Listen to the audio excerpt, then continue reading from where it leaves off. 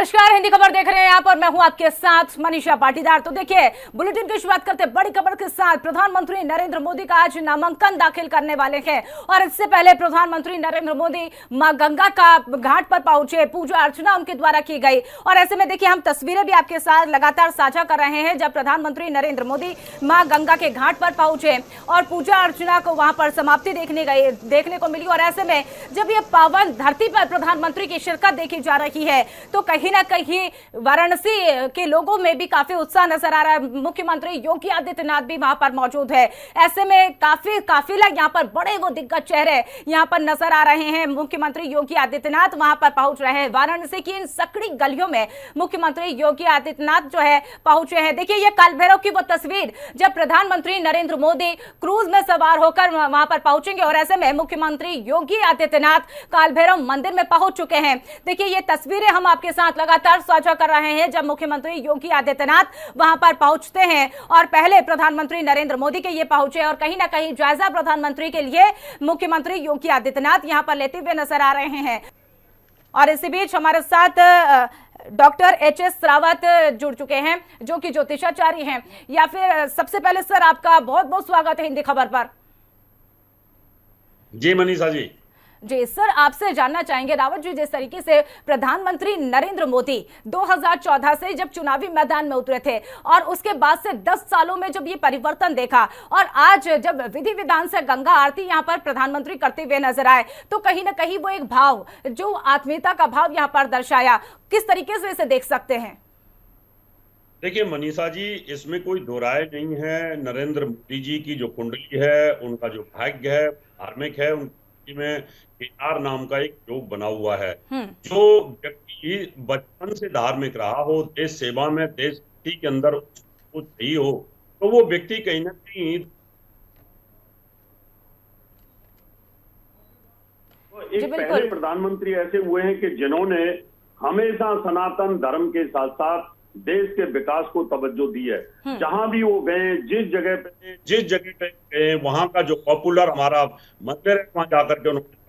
और हमारे जो युवा हैं आजकल पश्चिमी सभ्यता से जो प्रभावित हैं, उनके लिए बहुत बड़ा मैसेज वो देते हैं। वो जो लोग हैं जो तर्क के साथ बात करना चाहते हैं, जो सनातन धर्म पर कम विश्वास करते हैं, जो नास्तिक हैं, उनके लिए भी वो बहुत बड़ा एक मैसेज देते हैं कि देखिए, मैं प्रधानमंत्री होकर के आज मैं किस प्रकार से आरती उतारता हूँ, किस प्रकार से गंगा स्नान करता हूँ और किस प्रकार से जीर्णोद्धार उन्होंने बड़े बड़े मंदिरों का किया है। ये इतिहास में लिखा जाएगा इनका नाम, इसमें कोई दो राय नहीं है कि एक ऐसे प्रधानमंत्री हुए आजाद भारत के अंदर, उन्होंने के हिंदुस्तान की तस्वीर को ही बदल दिया। तो ये मैसेज जाता है। जो लोग गंगा स्नान को परहेज करते हैं, कहते हैं गंगा स्नान से क्या हो जाएगा, हम अपने घर में ही नहालेंगे, लेकिन आज वो ये बताना चाहते हैं पूरे देश की जनता को, पूरे विश्व को मैसेज देना चाहते हैं। जिस प्रकार से उन्होंने आबू धाबी में जाकर के मंदिर का उद्घाटन किया, हर जगह जहां पर भी जाते हैं, ये इनके लिए अविस्मरणीय है। ये कि हमारे हिंदुस्तान के लिए भी अविस्मरणीय पल हैं। जिस प्रकार से हम देखते हैं, चाहे अयोध्या की बात हो, गंगा आरती की बात हो, चाहे किसी मंदिर के शिलान्यास की बात हो, वो बड़े बखूबी उस चीज को निभाते हैं। और ये अपने आप में आज तक देखिए, पहले जितने भी प्रधानमंत्री हुए थे उनमें ये खूबी देखने को नहीं मिलती थी। आज इनके अंदर वो देखने को मिलती है, तो हमें गर्व होता है, सनातन धर्म को गर्व होता है। और हमें लगता है कि हमने वोट दिया तो आज हम बहुत आनंदित हैं कि उन्होंने देश के लिए जो कर दिया, शायद वो दूसरा प्रधानमंत्री इतिहास के अंदर कोई नहीं कर सकता। जी बिल्कुल रावत जी, एक चीज ये भी आपसे समझना चाहेंगे, जब प्रधानमंत्री नरेंद्र मोदी मां गंगा के पुत्र के रूप में अपने आप को दर्शाते हुए कई बार नजर आए और एक बार फिर से जब पवित्र धरती पर वाराणसी पर पहुंचे और कहीं ना कहीं वो एक आस्था का सैलाब यहाँ पर देखने को मिला, जब पूजा पाठ का जब कार्यकाल यहाँ पर देखने को मिला तो कहीं ना कहीं वो शंख की ध्वनि शुभ संकेत देती हुई तो नजर आ रही थी। और ऐसे में जब 2024 की अगर बात कर ली जाए, क्योंकि लोकसभा चुनाव तो चल रहे हैं, तो प्रधानमंत्री नरेंद्र मोदी की अगर बात कर ली जाए तो क्या उनकी कुंडली कहती हुई नजर आ रही है? देखिए, मैंने तो कई बार आप ही के चैनल पर उनकी कुंडली का विश्लेषण भी किया है और भी चैनलों पर बहुत सारा विश्लेषण हुआ है। जब जब भी वो केदारनाथ जाते हैं तो हमेशा मीडिया वाले पूछते हैं कि केदारनाथ क्यों जाते हैं। हमने इनकी कुंडली के अंदर केदार योग बना हुआ है। जो व्यक्ति के शरीर के अंदर वातावरण और ऑरा होता है, उसी प्रकार की उसकी सोच भी मनीषा जी होती है। उनका बचपन से ही रुझान जो था वो धार्मिक चीजों में था, देश सेवा में था, देश भ्रमण में था और मंदिरों के दर्शन करना था। वो जहां भी प्रचारक रहे, वहां पर उन्होंने अपनी तन्मयता के साथ में सभी मंदिरों के अंदर जाकर के दर्शन किए। और उन्होंने, मुझे लगता है कि जब वो बनारस आए थे और उन्होंने कहा था कि माँ गंगा ने मुझे मिलाया है, तो वो धारणा धर के ही आए थे कि मैं यहाँ गंगा का विकास करूंगा, काशी विश्वनाथ का विकास करूंगा। और जिस प्रकार से उन्होंने माँ ने आशीर्वाद दिया, केदार बाबा ने उनको जो आशीर्वाद दिया, आज मुझे लगता है कि पिछले 10 सालों के अंदर जो उन्होंने जो कर दिया है, शायद मुझे लगता है कि हम तो भविष्यवाणी करते ही हैं, शायद इतनी विल पावर का प्रधानमंत्री, इतना धार्मिक प्रधानमंत्री, इतनी उत्तम सोच का प्रधानमंत्री शायद भविष्य में ना हो। पीछे तो हुआ ही नहीं है। पहले राजा महाराजाओं के बारे में हम सुनते थे, राजा महाराजा इस प्रकार के काम करते थे, लेकिन जिस गति के साथ मनीषा जी उन्होंने यहाँ काम करके दिखाया है, आप देखिए कि आज लाखों लोग कहते थे कि राम मंदिर बनने से क्या हो जाएगा, वहां पुस्तकालय बना दो, कोई कुछ कहता था, कोई यूनिवर्सिटी बना दो। आज देखिए वहां पर लाखों लोग रोजाना दर्शन करने जाते हैं और लाखों लोगों को वहां पर रोजगार मिलने वाला है और मिल रहा है धीरे धीरे।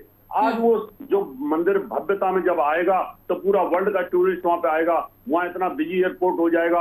आज देखिए हिंदुस्तान की बहुत सारी जीडीपी जो है, बहुत सारे जो हमारे शहर हैं वो हमारे मंदिरों के ऊपर आधारित हैं। चाहे तिरुपति बालाजी की बात मैं कर लूं, वहां पूरा की पूरा शहर 5 लाख लोग तिरुपति बालाजी के अधीन है। वैष्णो देवी की बात करूं, जम्मू कश्मीर का पूरा बिजनेस वहां वैष्णो देवी के ऊपर आधारित है। भगवान कृष्ण की अगर मैं बात करूं, या मैं आप पुरी जी की बात करूं, या मैं आप द्वारकाधीश की बात करूं, मैं अभी द्वारकाधीश होके आया था, सोमनाथ की बात करूं, तो आप देखिए कि जो जीर्णोद्धार मंदिरों का और जो कायाकल्प जो मोदी जी ने कर दी अपने कार्य में मनीषा जी, शायद भूतो न भविष्यति। जी बिल्कुल रावत जी, एक चीज ये भी आपसे समझना चाहेंगे, कहीं ना कहीं देखिए आस्था का सैलाब तो प्रधानमंत्री का कहीं ना कहीं जोड़ते हुए हर तरफ तस्वीरें ये देखने को मिली, और पूजा पाठ का एक जो सिलसिला बचपन से वो करते हुए आए वो भी उन्होंने कहीं ना कहीं दर्शाया। और ऐसे में जब हम अगर ये परिवर्तन की बयार की बात करते हैं, और कहीं ना कहीं आज जब नामांकन दाखिल प्रधानमंत्री करने वाले हैं, तो आज का दिन क्यों खास और आज ही का दिन क्यों फाइनल किया गया, क्यों डिसाइड किया गया, इसके पीछे का कारण? देखिए वैसे तो उनके साथ में वहाँ काशी के बहुत बड़े बड़े ज्योतिषी उनके साथ रहते हैं, और वो हमेशा मैंने देखा है कि उसी टाइम को वो लेते हैं, अभिजीत मुहूर्त को लेते हैं। क्या वो अब अयोध्या की मैं बात करूं, जब उन्होंने नीम उद्घाटन किया था उस समय अभिजीत मुहूर्त को लिया था। फिर दोबारा जब मंदिर की शुरुआत हुई तब अभिजीत मुहूर्त को लिया। जिस समय मंदिर की शुभारंभ हुआ उस समय भी अभिजीत मुहूर्त को लिया। और जब भी वो कांटेक्ट में रहते हैं इस तरह के ज्योतिषियों के में, तो वो वहाँ के जो काशी के बड़े बड़े ज्योतिषी हैं वो इनका मुहूर्त निकालते हैं। लेकिन वो भगवान के भक्त भी हैं, हनुमान जी के भक्त हैं, भगवान शिव के भक्त हैं। तो आज मंगलवार है तो हनुमान जी का वार है, और हनुमान जी तो विजेता हैं, हनुमान जी जीत दिलाते हैं। उन्होंने भगवान राम को जीत दिलाई। तो ये सोच करके एक उनके अंदर एक आत्मविश्वास होता है, क्योंकि धार्मिक आदमी होता है उसको भगवान की ऊर्जा प्राप्त होती रहती है, उनका आशीर्वाद प्राप्त होता रहता है। तो आज हनुमान जी का दिवस है, तो आज यही सोच के उन्होंने मुहूर्त निकाला होगा कि मैं आज भगवान का आशीर्वाद लेकर के, भगवान विष्णु पूजा करके शंकर जी की, तो मैं ये आज अपना नामांकन दाखिल करता हूँ। तो कहीं ना कहीं धार्मिक आदमी के अंदर एक भगवान की जो ऊर्जा होती है वो प्राप्त होती रहती है, और कॉन्फिडेंस, आत्मविश्वास हमेशा लगातार बढ़ता रहता है, और वो मोदी जी में देखने को मिलता है। तो इसलिए उन्होंने नामांकन का आज समय चुना होगा। जी बिल्कुल। तो देखिए रावत जी, अगर बात कर ली जाए, प्रधानमंत्री नरेंद्र मोदी जब गंगा पूजन के लिए वहां पर गए तो वहां पर हर हर गंगे के जयकार भी जो है गुंजायमान हुए, और ऐसे में जब गंगा विलास क्रूज के लिए प्रधानमंत्री जब रवाना हुए तो वहां से जब उनकी रवानगी देखी गई, और उसके बाद आज नामांकन दाखिल करने वाले हैं प्रधानमंत्री नरेंद्र मोदी, ऐसे में अगर हम ये आपके अनुसार या फिर कहें ज्योतिष शास्त्र के अनुसार अगर समझना चाहें तो आज की तिथि की खास महत्वता क्या है? देखिए तिथि, वार, नक्षत्र, योग, करण, ये पंचांग होता है, 5 चीजें होती हैं, इनके समन्वय से कोई मुहूर्त निकलता है। और वैसे तो जब भी चुनाव का पीरियड चल रहा है, तारा डूबे हुए हैं, वो तो सभी के लिए है, गोचर में पूरे वर्ल्ड के लिए ये दोनों तारा डूबे हुए हैं। लेकिन आज की जो तिथि है अगर हम उसको देखा जाए, आज 14 तारीख है, और आज संक्रांति भी है, सूर्य संक्रांति है। सूर्य अपनी उच्चता से हट करके वृष राशि की तरफ चले जाएंगे शाम को, तो आज सूर्य उच्च अवस्था में है। तो जब सूर्य उच्च अवस्था में होता है तो निश्चित तौर पर विजय की गारंटी रहती है, क्योंकि सूर्य देव ही ग्रहों के राजा हैं और वो हमारे देश के राजा हैं। तो इसलिए उनको जो सलाह दी गई है तो वो तिथि, पंचांग, योग, नक्षत्र और उनकी राशि के अनुरूप, क्योंकि उनकी जो राशि का स्वामी मंगल है, उनके वृश्चिक राशि है और आज मंगलवार भी है, तो इस वजह से जो वहाँ के गणतज्ञ हैं, काशी के जो गणतज्ञ, उन्होंने यही कैलकुलेशन करके दी होगी। वैसे मैंने इस पर रिसर्च की नहीं है, क्योंकि मैं तो अचानक अभी बैठा लाइव के अंदर, मैं अहमदाबाद में ही था।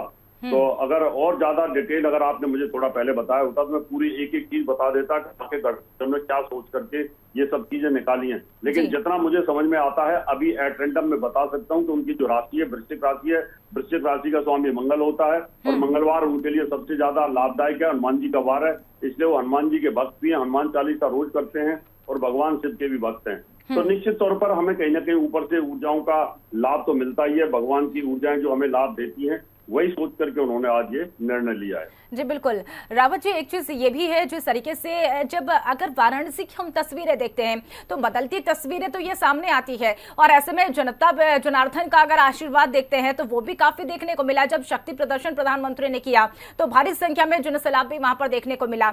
ऐसे में जब आज की अगर बात करते हैं तो कहीं ना कहीं प्रधानमंत्री नरेंद्र मोदी के लिए प्रार्थना वहां पर की जा रही है, हवन यज्ञ किया जा रहा है, आशीर्वाद प्रधानमंत्री का के लिए जो है जनता मांगती हुई नजर आई। क्या इसका इम्पैक्ट भी पड़ता हुआ नजर आ सकता है ज्योतिष शास्त्र के अनुसार?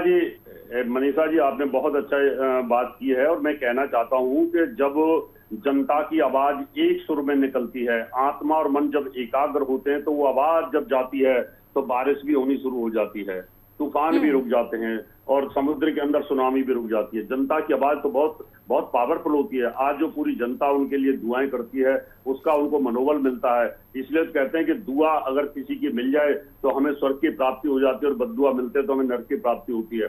तो मोदी जी के साथ में लोगों की दुआ है, लाखों करोड़ों लोगों का उनके साथ है, रोज उनके लिए यज्ञ करते हैं, लोग उनके लिए सोचते हैं, पॉजिटिव सोचते हैं, क्योंकि वो देश की जनता के लिए काम कर रहे हैं, धर्म के लिए काम कर रहे हैं, और जहां धर्म है वहां विजय है, तो इसमें तो कोई दो राय नहीं है। तो इसलिए जनता का जो आशीर्वाद, जनता का जो प्यार इनको मिलता है। आज देखिए, पहले जमाने के अंदर अगर मैं 2-3 प्रधानमंत्री की बात अगर मैं छोड़ दूं तो आज की डेट में पिछले 30 सालों के अंदर एक अकेले ऐसे प्रधानमंत्री हुए हैं कि जिनको किसी भी फिल्म स्टार की अपने चुनाव प्रचार में कराने की जरूरत नहीं है। वो स्टारों के भी स्टार हैं, खुद उनकी भीड़ इतनी होती है उनको देखने के लिए। कभी एक जमाना ऐसा आया था कि फिल्म स्टारों को लाना पड़ता था तो भीड़ इकट्ठा करने के लिए, तब जाकर प्रधानमंत्री वहां पे स्पीच दिया करते थे। लेकिन आज वो खुद ही इतने पावरफुल है कि जनता उनको देखने के लिए उमड़ती है, उनको उनके दर्शनों के लिए उमड़ती है, उनको देखना चाहती है नजदीक से, उनकी ऑरा के अंदर आना चाहती है। तो तेजस्वी जो प्रभाव उनके पास है वो ईश्वरीय एक देन है, और ये जनता का आशीर्वाद होता है। जनता दुआ देती है, और उसका निश्चित तौर पर जब चारों तरफ से, देश के चारों तरफ से, प्रांतों से जब पीएम हाउस की तरफ दुआएं आती हैं तो निश्चित तौर पर मनोबल बढ़ता है, और जब बद्दुआएं आती हैं तो मनोबल गिरता है। जी बिल्कुल रावत जी, एक चीज ये तो स्पष्ट हो गई है कि जनता जनार्दन का आशीर्वाद तो किस तरीके से मिला हम और आप हर कोई जानता है। 2014 से जब प्रधानमंत्री पहली बार यहां से सांसद के रूप में चुनावी मैदान में उतरे, और उसके बाद जनता जनार्दन का सैलाब तो देखने को मिल रहा है। ऐसे में 2024 की अगर हम बात करते हैं तो जनता काफी यहाँ पर उमड़ती हुई प्रधानमंत्री का दीदार करती हुई नजर आ रही है। ऐसे में उन योगों की हम अगर बात करते हैं, उन राशियों की अगर हम बात करते हैं, जब प्रधानमंत्री आज नामांकन दाखिल करने के लिए पहुंचेंगे तो जब वो योग कौन से हो सकते हैं ज्योतिष शास्त्र के अनुसार, एक बार हमारे दर्शकों को यह भी समझा दीजिए आप। देखिए, आज की डेट में अभी एक बहुत बड़ा पावरफुल योग चल रहा है गोचर के अंदर, ब्रह्मांड के अंदर, वो है सच नाम का महापुरुष राजयोग। शनि जिसका बलवान होता है उसका चुनाव जीतना बहुत ही निश्चित तौर पर पक्का हो जाता है। दूसरा, जो बृहस्पति का जो योग है वृष राशि के अंदर अभी परिवर्तन हुआ है, वो भी एक बहुत पावरफुल योग है। उसका आज से विपरीत राजयोग बनने वाला है, वो भी बड़ा जबरदस्त है, जो उसकी शुरुआत आज से हो जाने वाली है। तो जो सूर्य का उच्च होना और शनि देव, ये दोनों पिता पुत्र हैं। सूर्य भी पावरफुल है, उनके पुत्र शनि वो भी पावरफुल स्थिति में है। दोनों की जो स्थिति मजबूत होती है, शनि जनता का कारक है, वो पावरफुल स्थिति में है। राजा का कारक सूर्य होता है, वो भी पावरफुल स्थिति में। जहां जनता और राजा दोनों एक साथ होते हैं तो विजय प्राप्त होती ही होती है।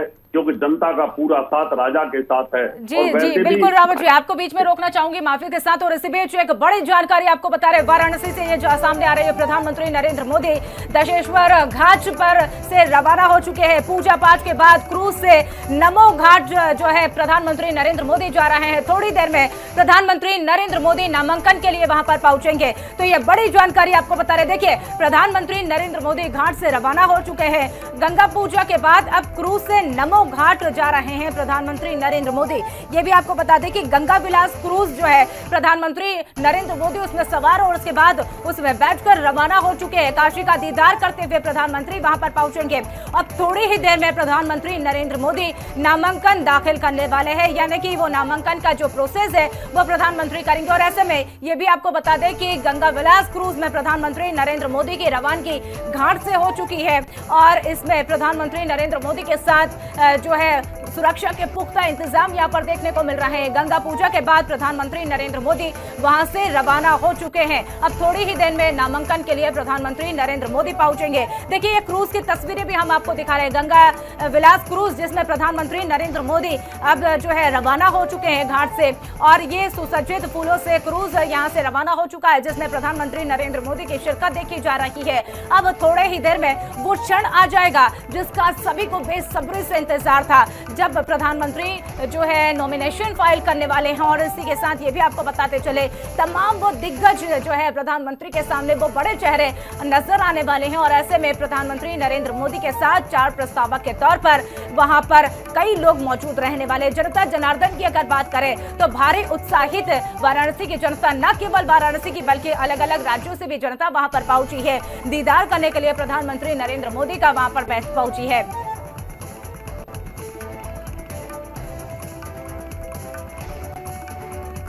और इसी बीच हमारे साथ डॉक्टर एच.एस. रावत लगातार हमारे साथ बने हुए हैं। रावत जी, जिस तरीके से देखिए प्रधानमंत्री नरेंद्र मोदी की वहां से तो रवानगी हो चुकी है, घाट से रवाना प्रधानमंत्री हो चुके हैं और अब क्रूज में जब सवार हुए काशी का वो दीदार करेंगे। और कहीं ना कहीं अपनी काशी कहे जाने वाले जब प्रधानमंत्री कहते हैं कि मेरी काशी मेरा वाराणसी, और अब वो दीदार करते हुए नजर आएंगे, तो क्या लगता है कौन कौन सी वे घड़ियां जो आज वहां पर दीदार प्रधानमंत्री कर सकते हैं? देखिए, मैं बताना चाहता हूँ मनीषा जी, आज अभी जैसे हमारे यहाँ सनातन पद्धति के अंदर किसी भी शुभ कार्य को करते हैं तो पहले स्नान करना पड़ता है। और तो मोदी जी भी जानते हैं, तो उन्होंने पहले स्नान किया है। स्नान करने के बाद नव वस्त्र उन्होंने धारण किए हैं और उसके बाद नामांकन के लिए निकलेंगे। तो उन्होंने आज का जो मुहूर्त चुना है वो मंगलवार, और मंगलवार पुष नक्षत्र है, यानी ये भी बड़ा पावरफुल है। तीनों जो कम्युनिस्ट से जो मैंने बताया कि सूर्य की उच्च अवस्था और साथ में शाम को जो पर सूर्य संक्रांति होगी। और अभी जो मेरे हिसाब से जो नामांकन दाखिल करेंगे वो लाभ या अमृत की चौगड़िया में करेंगे, यानी 12 बजे के आसपास अमृत की चौगड़िया शुरू हो जाएगी और उस समय अभिजीत मुहूर्त भी होगा, तो उनका सबसे प्रिय है और जो हमेशा से लगातार उसी मुहूर्त का इस्तेमाल कर रहे हैं। तो अभी चरखी चौगड़िया चल रही है, चरखी चौगड़िया में उन्होंने स्नान किया है, उसके बाद लाभ की चौगड़िया है और फिर अमृत की चौगड़िया है। ये तीनों चौगड़िया बहुत ही शानदार, उनको बेनिफिट मिलने वाला है। मंगलवार के दिन नक्षत्र आना निश्चित तौर पर हमें विश्व विजेता की तरह बना देता है, वो भी बहुत मुक्त है। तो उन तीनों चीजों को लेकर के मुझे लगता है कि अब जाएंगे और जाकर के नामांकन करेंगे तो निश्चित तौर पर जो किसी बार का रास्ता उनका खुलेगा, क्योंकि दो राय नहीं। और जो उनका टारगेट है, जो उनका लक्ष्य है, जो उनका संकल्प है, गंगा मैया उसको पूरा करे, केदार बाबा उसको पूरा करे, हनुमान जी कहते हैं भगवान हनुमान भी उनको पूरा करे, ऐसी शुभकामनाएं उनको देता हूँ और पूरी जनता की तरफ से उनको इस बात के लिए शुभकामनाएं देता हूँ। जी बिल्कुल। तो देखिए रावत जी, शुभकामनाओं का दौर तो प्रधानमंत्री को देखने को मिल रहा है। शुभकामनाएं हर कोई प्रधानमंत्री को देते हुए नजर आ रहा है और पूजा पाठ भी प्रधानमंत्री के लिए की जा रही है। ईश्वर से कामना भी यहाँ पर देखने को मिल रही है करते हुए। जनता सैलाब जो जनता जनार्दन का सैलाब वहां पर उमड़ा हुआ है। ऐसे में रावत जी, अगर ये चीज आपसे एक समझना चाहेंगे, जिस तरीके से प्रधानमंत्री नरेंद्र मोदी जब वस्त्रों को धारण करते हैं तो जब सफेद कपड़ों के साथ वो चमकती हुई तस्वीर उनकी नजर आती है, जब ऑरेंज कलर का जब वो दुपट्टा पहनते हैं या वो साफा पहनते हैं, उसका क्या महत्व होता है? क्या केसरिया रंग का एक महत्व है? बिल्कुल, एकदम बहुत आपने बड़े तर्क वाले प्रश्न आज पूछे हैं। ये तो एक ज्योतिषी पूछ सकता है लेकिन फिर भी मैं बता देता हूँ, जो सफेद कपड़ा होता है वो चंद्रमा उसका कारक होता है, यानी मन मजबूत होता है। सफेद कपड़े पहनने से हमारी 5 इंद्रिय मजबूत होती है, हमारा कॉन्फिडेंस लेवल हाई होता है, हमारा आंख, नाक, कान, गला, सोचने की क्षमता ये बड़ी मजबूत होती है। चंद्रमा मनसो जातो चक्षो सूर्यो जायत है, चंद्रमा मन का कारक है। सफेद कपड़े अगर कोई भी पहनता है तो उसका मन मजबूत रहता है, उनका कॉन्फिडेंस हाई लेवल रहता है और उनकी बोलने की कला बड़ी जबरदस्त बनी रहती है। और जो केसरिया उसके ऊपर होता है वो सूर्य का होता है, यानी आत्मबल। हमारा शरीर 2 चीजों से चलता है, एक चंद्रमा से चलता है और एक सूर्य से चलता है। सूर्य से हमारी प्राण शक्ति और आत्मा का वास होता है। और अगर आप केसरिया पहनते हैं तो आपका आत्मबल मजबूत रहता है। आप सफेद पहनते हैं तो आपका ध्यान बल और मन का बल मजबूत रहता है। इसलिए आपने देखा है कि जो भी केसरिया पहनता है, हमारे साधु संत केसरिया पहनते हैं, उनका आत्मिक बल बहुत मजबूत रहता है, ध्यान के लिए, पूजा पाठ के लिए बड़ा सुंदर रहता है। तो दोनों कलरों का जो इस्तेमाल करते हैं मोदी जी, वो चंद्रमा को मजबूत रखने के लिए और सूर्य को मजबूत करने के लिए। और यही एक प्रधानमंत्री की, देश के सर्वोच्च नेता की निशानी भी होती है कि उसका मन शांत रहे, उसका आत्मविश्वास डगमगाए ना, उनके विरोधी भी कुछ भी बोलते रहे लेकिन उनको कोई फर्क पड़ता नहीं है, वो मुस्कुराते रहते हैं। ये उनकी खूबी है, उनके कपड़ों की खूबी है और उनकी सोच की खूबी है। इसलिए ज्योतिष के आधार पर कलर थेरेपी काम करती है। जो भी व्यक्ति, आप देखें किसी भी धर्म की बात कर लीजिए, अगर आप मस्जिद के मौलवी की बात करेंगे वो भी सफेद कपड़े पहनता है, सफेद टोपी लगाते हैं। आप अगर चर्च के पादरी की बात करेंगे, ग्रंथी की बात करेंगे और हमारे ज्योतिषी पंडितों की बात भी करेंगे। जी रावत जी, बीच माफी के साथ आपको रोकना चाहूंगी। देखिए बीच में एक तस्वीरें में हम आपको लगातार दिखा रहे हैं जहां से एक ये सुंदर सी तस्वीर आई है, हनुमान का रूप धारण करते हुए, कहीं ना कहीं हाथ में एक सोटा लिए हुए और नमो का ये जो फूल सर पर सवार हुआ है, कहीं ना कहीं ये संदेश जो है देते हुए नजर आ रहे हैं। और हाथ में प्रधानमंत्री नरेंद्र मोदी की तस्वीर भी है। तो कहीं ना कहीं प्रधानमंत्री नरेंद्र मोदी के लिए हर कोई वहां पर दीदार करने के लिए जितनी चाहा जो लोगों का जमावड़ा वहां पर लगा हुआ है। और ऐसे में ये एक सुंदर सी तस्वीर, एक अद्भुत सी तस्वीर नजर आ रही है जहां पर हनुमान का दीदार करने के लिए वहां पर लोग जो पहुंचे हुए हैं, हाथ में सोटा लिए हुए जो हनुमान जी का रूप ये धारण करे हुए हैं और कहीं ना कहीं जय मोदी के नारे वहां पर लगते हुए नजर आ रहे हैं। और कहीं ना कहीं अब एक वो पुष्प जिस पर नमो नमो लिखा हुआ है, जय भारत माता की जय के गुंजायमान वहां पर नजर आ रही है। तो ये सुंदर सी लगातार तस्वीरें तो सामने आ रही है और हनुमान का रूप ये धारण बाल हनुमान वहां पर पहुंच चुके हैं। ऐसे में रावत जी आपसे ये भी चीज समझना चाहेंगे, जिस तरीके से हम वस्त्रों का जब जिक्र कर रहे थे, तो ऐसे में जब प्रधानमंत्री के साथ जो बड़े दिग्गज जो वहां पर मौजूद रहेंगे, क्या उनके वस्त्रों का भी इम्पैक्ट यहाँ पर होते हुए नजर आएगा?